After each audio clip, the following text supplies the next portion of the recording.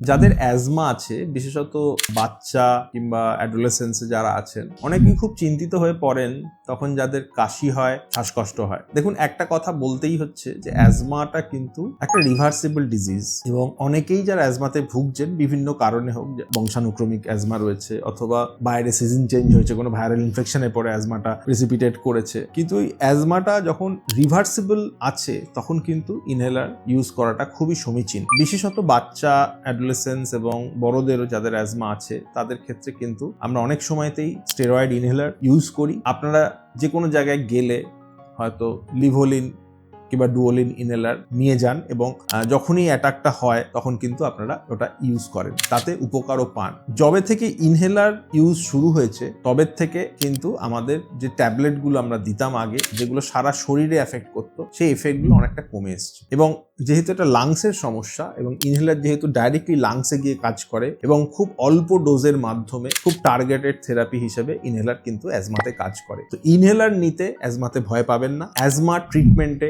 Inhaler related ট্রিটমেন্টটাই হচ্ছে main stay of therapy, এবং without side effect, কোনো সমস্যা ছাড়াই ইনহেলার ইউজ করবেন। শুধু মনে রাখবেন, স্টেরয়েড ইনহেলার নেওয়ার পরে ঠিক ভালো করে মুখটা কুলকুচি করবেন, তাতে মুখে ঘাও হওয়ার পসিবিলিটি অনেক কমে যায়।